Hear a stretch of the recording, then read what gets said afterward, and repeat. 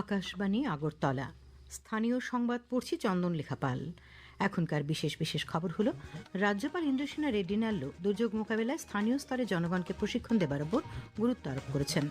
মুখ্যমন্ত্রী অধ্যাপক ড মানিক সাহা বলেছেন, রাজ্যে নেশামুক্ত ত্রিপুরা গঠন অভিযান এবং বিপর্যয় মোকাবেলায় এনসিসি ক্যাডেটরা গুরুত্বপূর্ণ ভূমিকা পালন করছে।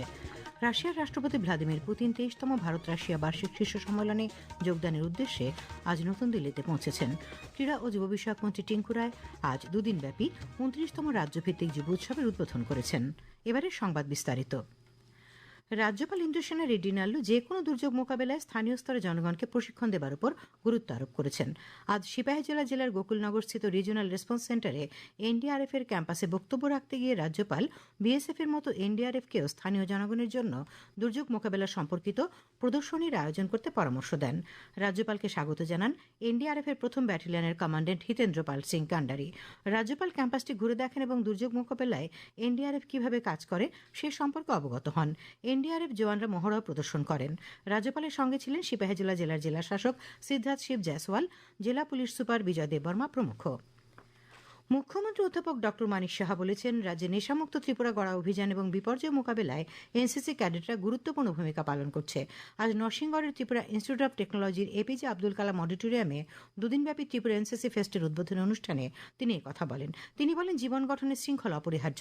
এনসিসি দেশাত্মবোধ এবং শৃঙ্খলার পাঠ দেয়, তাই ছাত্রছাত্রীদের আরও বেশি করে এনসিসিতে আসা উচিত।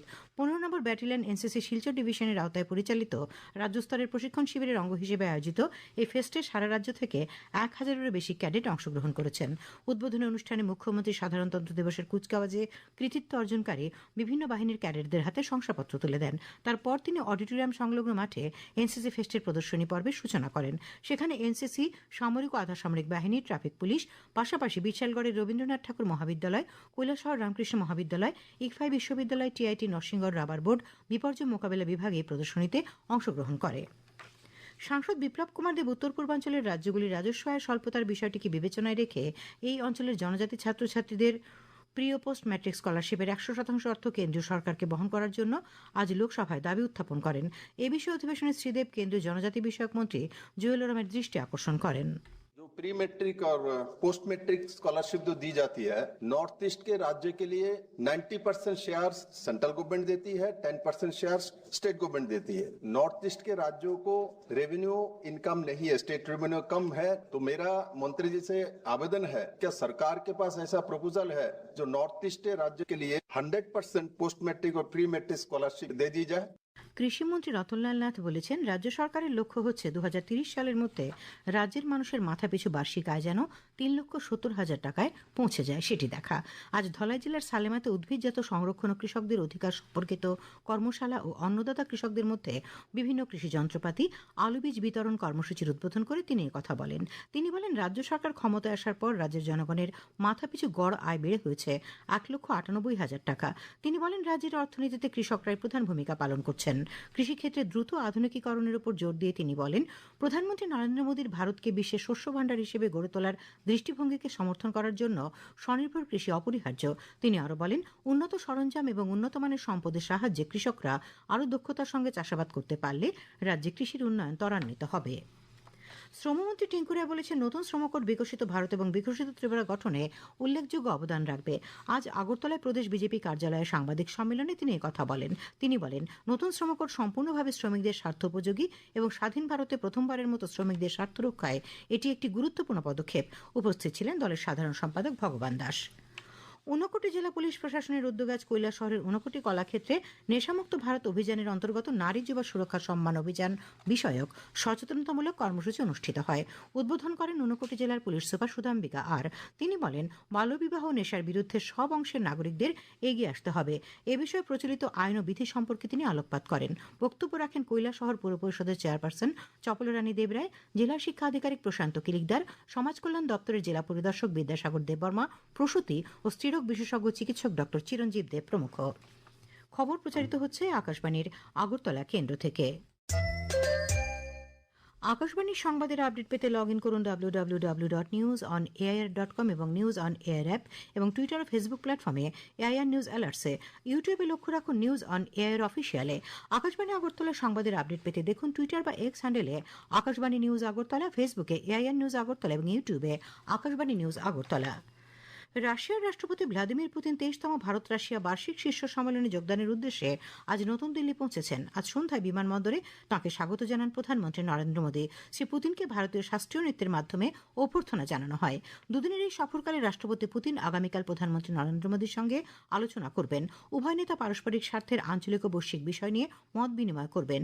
উভয় দেশের মধ্যে বাণিজ্য, অর্থনীতি, স্বাস্থ্যসেবা, শিক্ষা, সংস্কৃতি এবং মিডিয়া সম্পর্কিত ক্ষেত্রগুলি সহ অনেক চুক্তি স্বাক্ষরিত হওয়ার আশা করা হচ্ছে। রাষ্ট্রপতি দ্রৌপদী মুর্মু রাশিয়ার রাষ্ট্রপতিকে অভ্যর্থনা জানাবেন এবং তাঁর সম্মানে একটি ভোজসভার আয়োজন করেছেন তিনি। ক্রীড়া ও যুব বিষয়ক মন্ত্রী টিঙ্কু রায় আজ আগরতলা নজরুল কলাক্ষেত্রে দুদিনব্যাপী 29তম রাজ্যভিত্তিক যুব উৎসবের উদ্বোধন করেছেন। তিনি বলেন, এই উৎসব তরুণ প্রজন্মের শক্তি, সম্ভাবনা এবং ভবিষ্যৎ নির্মাণের এক অনন্য পরিক্রমা। তিনি বলেন, এই উৎসবের মাধ্যমে তরুণ প্রজন্মের সুপ্ত প্রতিভা আরও বিকশিত হবে এবং তাদের পথ চলায় তা আত্মবিশ্বাস প্রদান করবে। তিনি বলেছেন, একটি জাতির ভবিষ্যৎ গঠনে তরুণরা গুরুত্বপূর্ণ ভূমিকা পালন করেন। শ্রী রায় আরও বলেন, অর্থনৈতিক প্রবৃদ্ধি, সামাজিক পরিবর্তন এবং অগ্রগতির জন্য যুবাদের অংশগ্রহণ অত্যন্ত গুরুত্বপূর্ণ। কেন্দ্রীয় বন্দর জাহাজ চলাচল ও জলপথ মন্ত্রী সর্বানন্দ সোনোয়াল বলেছেন যে সাম্প্রতিক বছরগুলিতে উত্তর পূর্বাঞ্চল দেশের উন্নয়নের কেন্দ্রবিন্দুতে পরিণত হয়েছে। আজ নতুন দিল্লিতে সংবাদ মাধ্যমের সঙ্গে কথা বলতে গিয়ে তিনি বলেন, কেন্দ্রীয় সরকারের বিভিন্ন নীতি ও কর্মসূচির মাধ্যমে সংযোগ ও যোগাযোগ সহ বিভিন্ন ক্ষেত্রে এই অঞ্চলের দ্রুত প্রবৃদ্ধি হয়েছে। মন্ত্রী বলেন, গত 11 বছরে এই অঞ্চলটি ভারতের অষ্টলক্ষ্যে হিসেবে স্বীকৃত, যা ভারতের বৃদ্ধি, সংযোগ এবং জাতীয় গর্বের প্রতিফলন। শ্রী সোনোয়াল এই অঞ্চলের অগ্রগতির মূল চালিকা শক্তি হিসেবে বাণিজ্যিক বিমানবন্দর, সেমিকন্ডাক্টর, রেলপথ এবং অন্যান্য ক্ষেত্রের সম্প্রসারণের কথা উল্লেখ করেন। তিনি সম্প্রতি উদ্বোধন হওয়া ভৈরবী সারং সংযোগ সহ আরও 7টি সংযোগ স্থাপনের কথা উল্লেখ করেন। তিনি বলেন যে এই রেলপথ সংযোগগুলি সম্পন্ন হয়েছে এবং নাগাল্যান্ড, মণিপুর, সিকিম ও মেঘালয় জুড়ে 4টি রেল প্রকল্পের কাজ চলছে। মন্ত্রী উল্লেখ করেন যে এই অঞ্চলের শান্তি ও স্থিতিশীলতা উত্তর পূর্বাঞ্চলকে বিনিয়োগের জন্য একটি অনুকূল গন্তব্যে পরিণত করার সম্ভাবনা উন্মোচন করেছে। রামচন্দ্রঘাটের রাজনগর এডিসি ভিলেজের ধূপছাড়া স্কুল মাঠে বিজেপির উদ্যোগে এক সভার আয়োজন করা হয় আজ। এই সভায় জনকল্যাণে কেন্দ্রীয় সরকার ও রাজ্য সরকারের বিভিন্ন প্রকল্প বিস্তারিতভাবে উল্লেখ করে বক্তব্য রাখেন বিজেপি প্রদেশ কমিটির সাধারণ সম্পাদক বিপিন দেববর্মা, বিজেপি খোয়াই জেলা কমিটির সভাপতি বিনয় দেববর্মা প্রমুখ। সিটুর উদ্যোগে আজ আগরতলা শহরে এক বিক্ষোভ মিছিলের পর ওরিয়েন্ট চৌমুহনীতে সভা অনুষ্ঠিত হয়। সভায় বক্তব্য রাখেন সিআইটিউ রাজ্য কমিটির সভাপতি মানিক দে, রাজ্য সম্পাদক শঙ্কর প্রসাদ দত্ত।